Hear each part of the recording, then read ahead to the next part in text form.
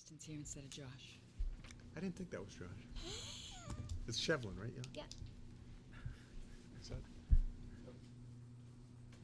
Okay, we're going to resume the meeting. We had previously opened the meeting at 6:30, moved into executive session, and now we're back in public session. And a little bit of sad news. Superintendent has notified us that one of our retired teachers, Joan Janes, passed away on April 21st. She taught at North Reading Middle School and at the high school for 36 years here in North Reading, and did retire in 2002. Kathy, do you want to say anything else? No, I just thought that as a retired teacher in North Reading, it was important for us to recognize her, I think, long and illustrious career and to offer a moment of silence in her honor. So if we could do that, everybody?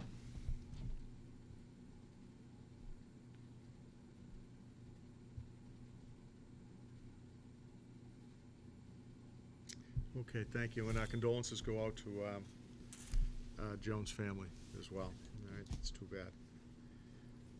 Tonight's student rep is Kristen Shevlin. I think she's doing double duty or back-to-back duty here. Kristen, the floor is yours. Yeah. Last week on Thursday, Student Council attended their spring conference, and it was with all of the student councils in the region. And Julie Bash, the president of it, led a couple workshops on Thursday. Excellent. Student Council is also participating in the Walk for Hunger this Sunday in Boston. This is their third year, I think, doing it, and they have a lot of kids from the council walking in it. And they have elections for officers on May 10th at school. This past weekend, track participated in state relays, and the girls' team came in third place. They were 1 point away from second place. And pole vault, they had pole vault relays on Thursday, and they actually scored 10 points, which put North Reading in first going into Saturday. And we have a tri-meet on Wednesday against Hamilton, Wenham, and Triton. Boys lacrosse have a game Tuesday, and they also have a game this Friday at home versus North Andover. Girls lacrosse had a lacrosse game today versus Hamilton, Wenham, and I know that they lost, unfortunately. Junior prom was last Friday, and Max Carlson and Elise Mikowski were prom king and queen. AP tests start next week, and they'll run for 2 weeks. And softball had a game today versus Newburyport, and they won. They won. Okay. Yep. And tomorrow is the deadline for seniors with their college decisions. Thank you, Kristen. It's interesting, the pole vault, both boys and the girls did exceptionally well, and I think the girls won and the boys came in second. Well, up to a few years ago, we didn't do pole vault No, anymore. it's all a product of the turf, the Right. new field. I mean, the new field, we have some of the finest facilities Right. anywhere, and you can see what's happened is in the pole vault and a couple of the other field events, North Reading's really elevated themselves, so that's great. Yeah. That's great. We're actually doing really well in the field events this year. Yeah, shot put obviously too. You know, Yeah, very we come well. in first. Yeah. The Yeah. Murrays. And my student work in physics today, we started a solar house design project, and the Concord Conservatorium is a company that they're bringing us to our high school, and they're using my class as kind of like the guinea pig for this project. And we had to build a house made out of cardboard, and we have to use it and with a light bulb inside, and you have to measure the temperature of this solar house. And I only photocopied the introduction because the book that they actually gave us is over 100 pages long. But basically there's different chapters of the book that we'll be working on for the next couple weeks, and we're going to be designing this house and adding and building things onto it to see how eco-friendly we can make it be. And it's going to model and represent an actual house. Thank you. Anybody have any questions or really neat. comments for Kristen? This is Which great. class is this in? My physics class. Physics class? Yeah, just like an honors class. Oh, Big week for the lacrosse team. They play in Newburyport and North Andover, both really good teams. didn't they play North Andover already and No, lose by? I went to the game Friday. They played Masconomet, Masco. which is the number one, which is the Division They One. lost by a goal, school, right? and They lost by a goal. Yeah. And they were tied with about 4 minutes and 30 seconds left in the game. They Wow. played unbelievable against Masco. Yeah, they got a really good team. It's exciting. I think we've got, in addition to the track teams, we've got 3 teams that are either already in or heading to the states. Well, baseball which would be team's playing real well, and baseball, softball team's playing and, real well. Yeah. and boys lacrosse. So Yeah. it's a good That's season. great. Yeah. Kristen, thank you very much.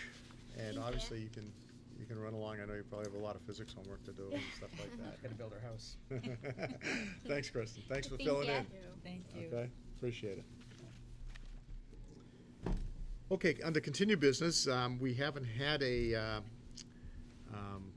SSBC meeting since the last meeting. I don't know if, Kathy, do you want to update us on a few of the items that are there? Sure. Very briefly, the town administrator is in the process of completing the project funding agreement, also known as the PFA, for the MSBA. And on Tuesday, May 8th, we will have a representative from Moody's Corporation attending a rating review meeting with town representatives. And the meeting will consist of a 1 to 2 hour presentation, questions and answers, followed by a tour of the town. And I'm working with the town administrator to coordinate the details of this visit by Moody's. And our next SSBC meeting is also scheduled for Tuesday, May 8th, beginning at 6:30 p.m. in the high school modular cafeteria. So we're moving right along. Well, the purpose of the meeting with Moody's, is that for the bonding? That is for our rating. Oh, for the bonding? Yes, Yep. for the bonding, Okay. correct. Okay. And again, I remind everybody that all the meetings of the Secondary School Building Committee are public meetings, so anybody that wants to come at May 8th at 6:30 will be in the high school modular cafeteria. Jerry, just one comment Yes. on that. I know Rob Carboni from NORCAM requested through Sean Delaney to be put on the agenda for the next meeting. There's a couple of issues they want to start discussing and getting in the pipeline early, and one is making sure that the school is wired and set up for portable or robot cameras in the gymnasium, I keep calling it auditorium, but the performance center. Fine Arts Center. Fine Arts Center, and maybe some other places in the school that make sense, so it makes it easier for them to record events. There's also going to be an issue of, they're going to want to discuss what kind of funding might be in FF&E. Oh, it must be in FF&E to help pay for those cameras, because they're not inexpensive. And then the other item, I guess, Mr. Carucci approached Rob or somebody from the NORCAM Advisory Board about somehow doing time-lapse Construction? of the construction, time-lapse That would be photography of great. the construction. And Rob wants to come and talk about that, because there really isn't staff or crew that can be out there all the time Yeah. from NORCAM, but to talk about how you might accomplish that, whether it be through, you rent security cameras that are basically internet security cameras, or you buy them. They're not that expensive, and those are just on all the time. Yeah. And then you edit that footage, or how the best way is to do that. So I think those are the two things that Rob wants to talk about. But I said to him, you should get on the agenda now, so there's no surprises, a year and a half down the road. Yeah, no, that's a good idea. We've actually had those discussions at the meetings about the technology and certainly the cameras in the critical areas. Obviously, there's if he contacts Chuck will put him in touch maybe with Brad Dorr, so we can find the right time for them to come in as to when we need to start planning that. Right, they'll be connecting with Chris Simler or with Gil Project Payne. manager, okay, all right. Yeah, but that's a good suggestion. Thank you. Anything else on the Secondary School Building Committee? Okay. Well, we have tonight our final, I hope it's our final budget number for fiscal year 2013. After many months of trying to put together a budget, dealing with changing revenues, I think we have some even more good news from the administration regarding our final budget number. So I'll turn over to either Kathy or Kyle, who is going to handle that. Okay, I'll start, and then I'll turn it over to our Director of Finance and Operations. Tonight's the night where the school committee will vote on the modified level services FY13 recommended budget. On Friday, we had a finance planning team meeting, Friday, April 27th, and the finalized available funds for the FY13 school district budget is $25,169,692. And this amount essentially eliminates the remaining deficit that we had discussed at our last school committee meeting of $44,292. In addition, there will be $77,682 that will be temporarily assigned to the small cap line item in the budget. And in the weeks to come, we'll provide some additional details around distribution of those funds and any changes that will occur to the budget based on staffing and enrollment and any changes to programs. So we received really good news. Mr. Bowers was in attendance at that meeting, and of course, Mr. Nelson was in attendance at that meeting. And they essentially closed the budget gap that we had. That's good news. I mean, it's even better news than we had at the last meeting. Yeah. Any awesome. comments or questions from anyone? Yeah, it's awesome news. Yeah.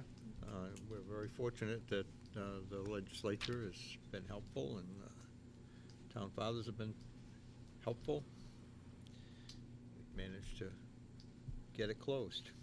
Well, again, I think it's just been some fortuitous circumstances that have evolved over the last 3 or 4 months that have provided more revenue than we thought we were going to have.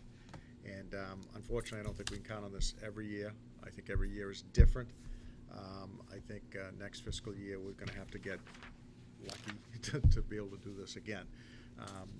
We said this the last meeting. I don't want to repeat myself, but things like the snow and ice budget, things like the cell tower revenues and those types of additional revenues, plus the legislature's I think FEMA budget. money too, right? Additional FEMA potentially money coming in. the FEMA money coming in for the storms that in October, et cetera. So there's been a lot of things that have fallen into place that have gotten us to where we are, and it certainly helps take some of the sting off of the monies that we no longer have from the ARA funds that we had for FY 10, 11, and 12. So I do have one question. This budget is balanced based on the House 1 budget, which gives us Good point. $102,000 more in Chapter 70. There's still a Correct. possibility that isn't the final budget, correct? That's correct, although there was a vote in the House today Right, to approve that funding. right, but the And Senate still has to come out with its budget. Mid-May, the Senate will come out with their Correct. budget. So if we have to, if that money is somehow reduced, either to zero Yes, or at half or whatever, that's correct. are we confident that we can shift funds in the budget to cover any shortage that might develop? Because it's not going to be a huge shortage. Yes. Well, I think so. We also suspect that there may be additional circuit breaker Oh, that's right. money coming our way. Right, right, right. Again, that's not definitive either. Right. But I think that we could handle as strange as it may seem, a $100,000 swing would not be calamitous to our budget and would not necessarily lead to any staff reductions. Well, it's less than 1% of the budget, so. well, we have I a mean, it's like $120,000 0.5%. swing here. I mean, we're going from a $44,000 deficit to a $77,000. I don't want to call it a surplus or anything like that, because we need the money, we can do other things, and putting in the small cap is a good idea. But right there's $120,000 of Okay. swing Just wanna money make sure. that would bring us back to the $44,000 deficit. Okay. So, And we attended the Suburban Coalition's legislative breakfast and followed up with our representative and senator afterwards. Chatted for about an hour. really, good. Good. Very, very positive meeting, and it's possible the Senate will reduce the number, but it's also possible that the Senate will increase the number.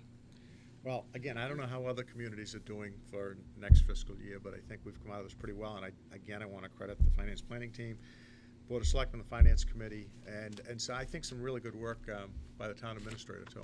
I think he deserves a lot of credit for some of these things. But we balanced the budget, so unless there's any other comments that I anyone had a wants to make. question for Yep, you. Mike? Is there a way we can play out scenarios throughout the year that doesn't necessarily need to be part of the public forum and kind of figure out, if we are short $500,000 or $1 million or plus 250,000, we can say, all right, this is going to be part of the agenda that, Kathleen will be able to implement next year. I mean, I know she has that priority list, but I'm just wondering, kind of financial modeling throughout the year.